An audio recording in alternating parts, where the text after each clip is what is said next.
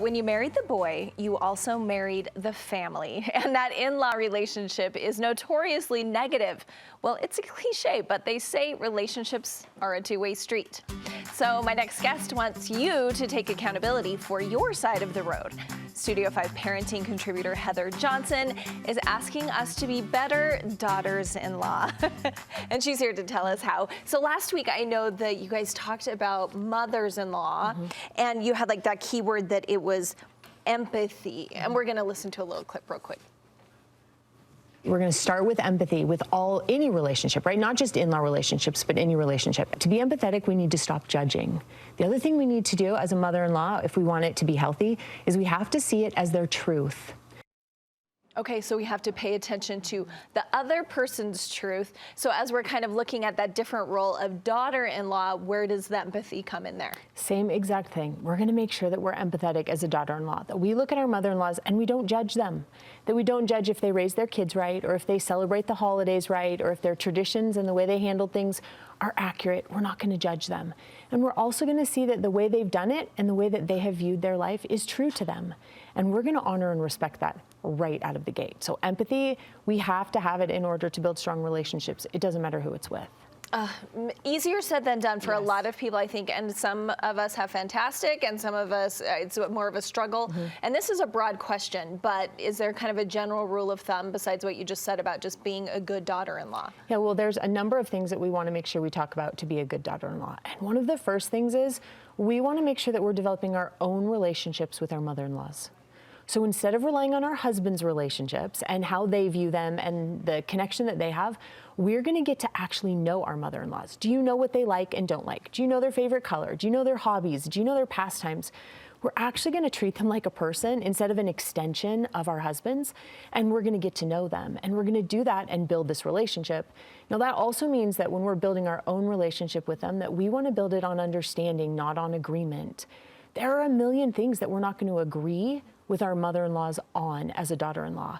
We want to make sure that we're just looking to understand one another when we build our own relationship. The other thing about our own relationship is that when we have a good relationship with someone, we do things that help make them feel important.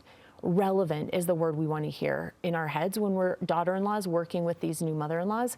We want to look at them and do all we can to help our mother-in-law feel relevant, feel important. She has been important to our husbands his whole life. And now all of a sudden she's going through these changes and shifts, and we want to honor and respect that. So the first thing we can do is we want to develop our own relationships with our mother-in-laws. Do you think that an important part of that would be spending one-on-one time? I mean, we say that about our children. Absolutely. You can spend one-on-one time, even communicating with them personally instead of always communicating through your husband. I mean, heaven forbid we have a conversation with them on our own. We can do all of those things and spend that time to get to know them, just like you would a friend.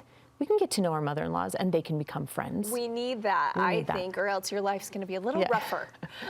Okay, and your next point is, I think it applies to any relationship we have about not making it about you. We cannot make what our mother-in-laws do about us. So for example, they bring over dinner.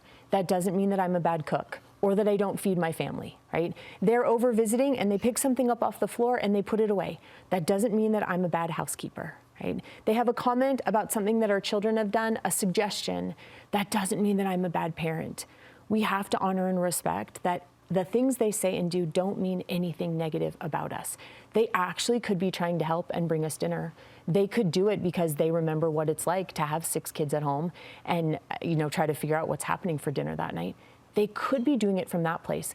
And even if they aren't, it's still our responsibility to not make it about us so that we can cultivate a healthy relationship, so that we show up the way that we want to show up. Yeah, thanks for saying that, because in my head I'm thinking, but sometimes they actually are saying, oh, this girl never cleans the house, as they're putting things up on the mantle. So how do we make sure that we don't react in a negative way? We want to show up as who we want to be as a daughter-in-law instead of deciding who we're going to be based on their intent. We don't actually know that about any person. So to base my behavior off of what I've decided, which I never have all the information about my mother-in-law, I might misstep there. And so I'm going to show up the way I want to show up so I can continue to act and treat her in a way that I'm comfortable with. And I want proud to be of. good with me. You want to be proud of the way you're acting. Yep, Okay. I'm proud of. How do we gatekeep? What are you saying? Be a good gatekeeper. That has a negative connotation to me. Yeah, our responsibility and where we stand is we actually control the gate between a mother-in-law and her grandchildren. I'm responsible. I'm the gatekeeper right there. I get to decide what type of relationship these two generations are going to have.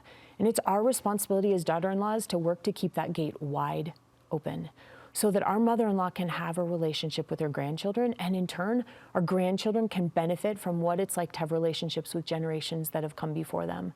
If we're jealous, if we make things about us, if we judge, if we don't build those relationships, we tend to keep the gate closed. Or we just open it up a little bit. We don't open it wide so that they can come and go with ease. We get to decide that. The other thing we can do to be a really good gatekeeper is to make sure that the things that we say about our mother-in-laws are always safe. And so that when we speak to our children, when we speak to our husbands, that we're saying those things about them that help cultivate that relationship to help keep that gate open. It means we don't judge, but it's our job to keep the gate open. And we want to make sure that we live in a way where that gate stays wide open. Okay, I love that. I'm calling that, be that a gate opener. Be a gate opener. Or keep it open. Set them up to succeed. This is something that we often say about our kids. How are we doing this for mothers-in-law? This means that we inform them. Heaven forbid we let them know what's going on, and we tell them when the piano recital is, or at the end or at the beginning of each new season. How awesome would it be if we sent them all the schedules for everybody's games and activities at the beginning of every season? Now, we have to be careful because oftentimes we send those schedules out, and then when they don't show up, we hold it against them. It's not our job to decide to set them up to succeed by forcing them to attend and support. It's just our job to make sure they have all the information, and then we're not going to judge what they do with that information. I do send out the email, like, these are the activities, and then I assume everyone's like me where they get that and they immediately put it on their calendar. My friend gave me a great example. She said, you know, I just always the night before just shoot a quick text. Hey, just a reminder, because they forget or they didn't write it down. I'm like, oh, okay. Or they get busy and we don't recognize they have their own lives and their own friends and their own situations. But that's such a cool example of setting them up to succeed. But oftentimes we don't send that. And then when they don't show up, we sit back and go, oh, they're not supportive, or she's not this, or she's not that. When really, maybe she forgot. And so to set them up to succeed, again, means that we inform them, we help remind them, we just include them the same way we would a friend, someone else who's supporting our kids. And this setting them up for success is also making sure that we go back to minding what we say about them. If we say uncomfortable things to our kids, we're not setting that relationship up for success. So we have to be really careful. And the last thing that we often overlook is we want to make sure as daughter-in-laws that we stay out of any past experiences. They're none of our business. It's very easy to be involved in a family and things come up from the past and we think that we need to have a say or an opinion or get our hands in it or solve it. And it's easy to do that because we look and say, well, this is my family now and this is my husband and our children, and so I should be involved. But if there's situations that have happened in the past, we need to stay out of them. And if someone asks our opinion, we can say, that happened before my time and I don't have an opinion about it. And it will help us cultivate this beautiful relationship with a mother-in-law who has sacrificed for decades for the person that we've married and loved, right? We forget that. We forget that the person that we've fallen in love with and that we're creating a family with is a byproduct of this woman. And so we want to make sure that we're doing all we can to respect and to honor and to love the fact that she's made those sacrifices. That's a good reminder. I'm going to keep this segment, and when my kids get married, then I'll give it to my daughters-in-law.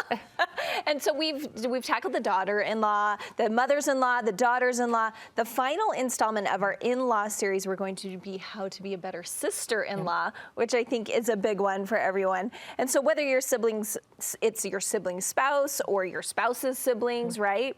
You're a sister-in-law to these. So Heather's going to help us step up our game and create those stronger bonds. And Heather does private counseling too, and you can get her information on our website. Thanks, Heather. Yep.